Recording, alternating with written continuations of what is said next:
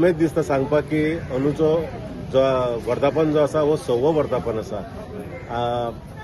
हे जे देवस्थान जे आसा हे देवस्थान खूप वर्सां पयलीं म्हणजे आमकांय खबर ना, आमच्या वडिलांकूय खबर ना, इतल्या पयलींचे शेकड्यांनी वर्सां जाले आसतली हे देवस्थान हांगासर आसा. आनी बरें व्हडलें जागृत देवस्थान म्हणटा पळय ते हे देव चापेश्वराचे देवस्थान आसा.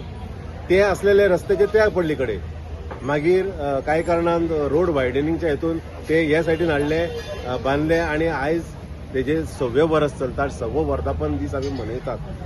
अशें म्हणटात की पयलीं आमची जी जाणटी आसताली ती म्हणटाली आमकां सांगताली की जर तर घरान कोण जर सीक आसात जावं आनी कितें जालां ताका समज जर काय उपाय ना जावं सगळ्यांनी जर हात वयर केलेले आसा जाल्यार ते जाणटे हाडून हांगासर चापेश्वर देवळा कडेन जावं तेंची एक स्थळ आसले तेच्या कडेन येवन ती माती जी आसा ती तकलेक लायताली आनी ती लायल्या उपरांत चमत्कार जातालो आनी तेजे दुयेंस जे आसलेले जे रोगराई आसलेली ही सगळी दूर वयताली.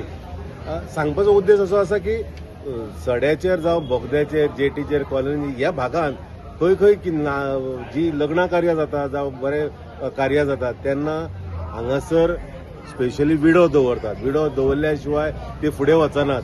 आनी आमकांय खबर आसा की सगळे जे भावीक जे आसा हांगासर पास जाता आसतना हॉर्न वाजयल्या शिवाय किंवा पांयां पडल्या शिवाय हांगासून वचना. इतलें हें जागृत देवस्थान आसा. उमेद आसा आनी खरें म्हणल्यार चड उमेद दिसता की हे देवस्थानाचे आमी मेंबर्स आसात.